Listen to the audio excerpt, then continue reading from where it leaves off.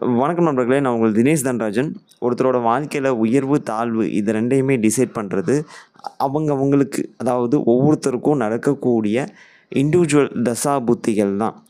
ஜாதகத்தில் எவ்வளவு யோகங்கள் இருந்தாலும் சரி, எவ்வளவு தோஷங்கள் இருந்தாலும் சரி, தசையில் புத்தியில் மட்டும்தான் அளவுக்கு அதிகமாக வேலை செய்யும். மற்ற டைம் பீரியடில் அது வேலை செய்யாது.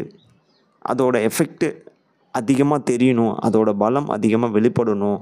யோகமாக இருந்தாலும் சரி, தோஷமாக இருந்தாலும் சரினா அது தசையோ புத்தியோ வந்தால் தான். இப்போ ஒருத்தருக்கு தசை ராஜயோக தசையாக நடக்குது, ஆனால் புத்திகள் இடையில் வரக்கூடிய புத்திகள் அந்த அளவுக்கு ஸ்ட்ராங் இல்லை அப்படிங்கிற பட்சத்தில் அது என்ன பண்ணும் அப்படிங்கிற சந்தேகம் ஒரு சிலருக்கு இருக்கும். நான் இன்னொரு விஷயத்தை தெளிவுபடுத்துகிறேன் உங்களுக்கு. தசை ஒரு கிங் மாதிரி, ஒரு கிங் மேக்கர் மாதிரி, ஒரு ராஜா மாதிரி. ஸோ ஆலமரம் மாதிரி தான் தசை. தசை எந்த அளவுக்கு ஸ்ட்ராங்காக இருக்கோ, பாறை பலம், செயற்கை பலம், ஸ்தான பலம், நட்சத்திர பலம், எல்லா விதமான பலத்துலேயும் அந்த தசை இருந்து தசை நடந்துகிட்ருக்கும் பொழுது அதில் வரக்கூடிய அபயோக புத்திகள் பெரிய அளவில் பாதிப்புகளை தராது. இது ஒரு நிதர்சனமான உண்மை. ஆனால் தசை வீக்காக இருந்து புத்திகளும் வீக்காக வரக்கூடிய பட்சத்தில் அந்த ஜாதகருக்கு ஒரு அடி விழ வேண்டிய இடத்துல 10 அடி விழும். ஸோ ஒருத்தரோட வாழ்க்கையில் நடக்கக்கூடிய தசை தான் ரொம்ப ரொம்ப முக்கியமானது. தசையோட பலம் ரொம்ப ரொம்ப இம்பார்ட்டன்ட். ஒரு பேஸ் மாதிரி, ஒரு 10 மாடி 20 மாடி வீடு கட்டுறீங்கன்னா அது ஸ்ட்ராங்காக நிற்கணும். ஒரு 100 வருஷம் 200 வருஷம்னா அதுக்கு ஒரு பேஸ் முக்கியம். அந்த மாதிரி தான் ஒரு தசையோட வலிமை. இப்போ நான் ஸ்க்ரீனில் ஒரு ஜாதகம் காட்டுறேன் பாருங்கள். லக்னம் தனுஷு லக்னம். லக்னாதிபதியாக வரக்கூடிய குரு 5ஆம் வீட்டில் இருக்கார். லக்னத்தையும் பார்க்குறார், 9ஆம் வீட்டையும் பார்க்குறார். 9ஆம் வீட்டில் சூரியன் ஆட்சி பலம் பெற்று இருக்கார். லக்னாதிபதியோட பார்வையில் இருக்கார். இந்த இடத்துல சூரிய தசை நடைமுறைக்கு வரும் பொழுது அந்த ஜாதகருக்கு மிகப்பெரிய ராஜயோகம் கிடைக்கும். காரணம் 9ஆம் அதிபதி 9ல் இருக்கார், லக்னாதிபதியோட தொடர்பில் இருக்கார், பாக்கியாதிபதி தசை. ஸோ பாக்கியங்கள் அந்த ஜாதகருக்கு கிடைக்கணும். பேரு, புகழ், அந்தஸ்து, கௌரவம், சொத்து பத்து, மதிப்பு, மரியாதை, கோவில்களுக்கு சேவை செய்யக்கூடிய தன்மை, தர்ம காரியம், இது எல்லாத்துலேயுமே ஒரு உயர்வை அப்படியே மதிக்கத்தக்க நிலையில் அந்த ஜாதகரை வச்சுருக்கோம். ஒரு உயர் பதவியை கொடுத்து. அவர் படிக்கவே இல்லைனாலும் சரி, அந்த ஊரில் அவர் ஒரு பெரிய ஆளாக இருப்பார். அவர் பேரை சொன்னால் தெரியணும் அப்படிங்கிற லெவலுக்கு அவர் இருப்பார் அந்த சூரிய தசை நடைமுறைக்கு வரும் பொழுது. ஸோ அப்படிப்பட்ட மிகப்பெரிய ராஜயோக தசையாக சூரிய தசை இந்த இடத்துல செயல்படும். ஆனால் இந்த சூரிய திசையில் வரக்கூடிய அவயோக புத்திகள், சில புத்திகள் நான் இந்த இடத்துல காட்டுறேன். சூரிய திசையில் வரக்கூடிய சந்திர புத்தி, அவயோக புத்தி காரணம் என்ன அப்படின்னு கேட்டிங்கன்னா, அஷ்டமாதிபதியாக வரக்கூடிய சந்திரன் அஷ்டமஸ்தானத்தில் அமாவாசைக்கு ஒரு 2 நாள் முன்னாடி வலுப்பெற்ற அமைப்பில் இருக்கார். கூட சந்திரனுக்கும் புதனுக்கும் ஆல்மோஸ்ட் ஒரு 15 டிகிரி கேப்பு. 7ஆம் அதிபதி 8ல் இருக்கக்கூடிய அமைப்பு. 7ஆம் வீட்டில் சுக்கிரன் இருக்கக்கூடிய அமைப்பு. இந்த லக்னத்துக்கு ஆகாத சுக்கிரன், 6-11ஆம் அதிபதியாக வரக்கூடிய சுக்கிரன் 7ஆம் வீட்டில் இருக்கார். ஸோ இத்தனை காரணங்கள்னால இந்த ஜாதகத்தில் சுக்கிர புத்தி, சந்திர புத்தி, புதன் புத்தி, இந்த 3 புத்திகள் அவயோக புத்திகளாக இருக்கும்.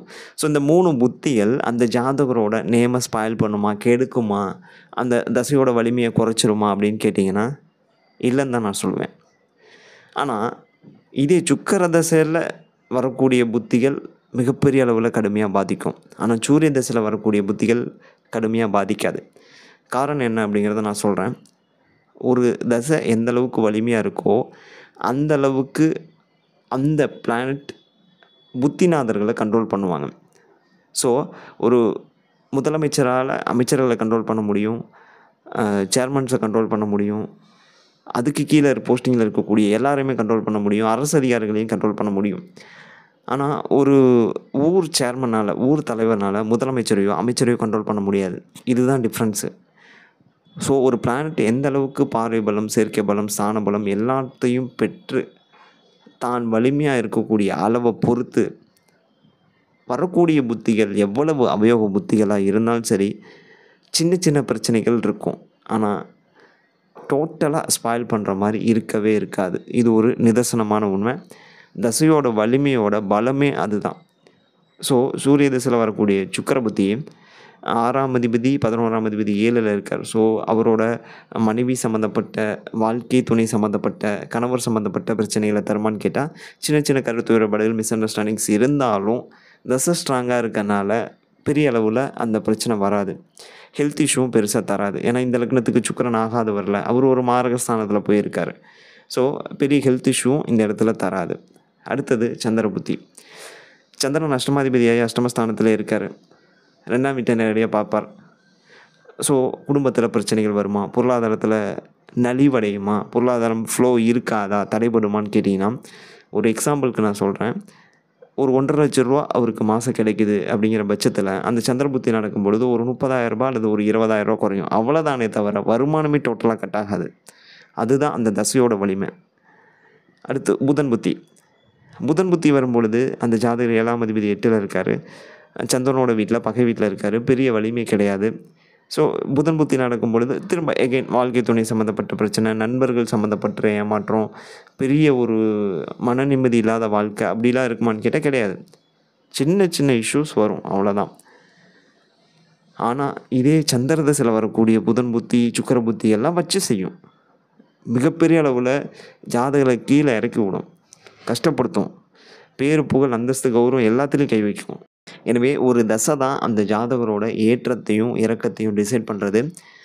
ஒரு தசை வலிமையாக இருக்கும் பொழுது இடையில வரக்கூடிய புத்திகள் ரொம்ப ரொம்ப மோசமாக இருந்தாலும் சரி, சின்ன சின்ன கஷ்டங்கள் துன்பங்கள் அனுபவித்தாலும் கை மீறி எதுவுமே போகாது. பெரிய அளவில் பாதிப்புகள் அந்த ஜாதகரை நெருங்காது. ஆனால் தசை ஸ்ட்ராங்காக இல்லைங்கிற பட்சத்தில் வர்றவன் போகிறவன்லாம் நம்மளை அடிப்பான் அப்படிங்கிற டைலாக் படி சின்ன சின்ன புத்திகள் கூட, சின்ன சின்ன அந்தரங்கள் கூட நம்மளை ரொம்ப கஷ்டப்படுத்தும். எல்லாருக்குமே அது பொதுவானது. உங்களுக்கும் சரி, எனக்கும் சரி, யாராக இருந்தாலும் சரி. ஸோ ஒரு பிளானட்டோட நேச்சரை நம்ம கண்ட்ரோல் பண்ணவே முடியாது. ஆனால் அந்த பிளானட்டு உங்களுக்கு யோகம் தரக்கூடிய நிலைமையில் வலிமையாக இருக்கும் பொழுது வேறு எந்த ஒரு புத்தியாக இருந்தாலும் சரி, அந்தரமாக இருந்தாலும் சரி, உங்களை பெருமளவு டிஸ்டர்ப் பண்ணுற மாதிரி இருக்கவே இருக்காது. ஸோ இந்த வீடியோவில் உங்களுக்கு ஒரு புதுசாக ஒரு விஷயம் தெரிஞ்சிருக்குன்னு சொல்லி நான் நம்புகிறேன். தசாநாதனோட வலிமை அப்படிங்கிறது ஒரு ஆலமரம் மாதிரி, ஒரு பில்டிங்கோட பேஸ் மாதிரி. அதை நல்லா புரிஞ்சுக்கோங்க. அதுதான் இந்த வீடியோவோட ஒரு அஜெண்டாவும் கூட. இந்த வீடியோ உங்களுக்கு பிடிச்சிருக்குன்னு சொல்லி நான் நம்புகிறேன். மீண்டும் அடுத்த வீடியோவில் இதே மாதிரி ஒரு சூப்பரான கண்டென்ட்டோட மீண்டும் நான் உங்களை சந்திக்கிறேன். நம்ம சேனலை மறக்காமல் சப்ஸ்கிரைப் பண்ணிவிட்டு வீடியோ பாருங்கள். Stay tuned. தேங்க்யூ. பாய்.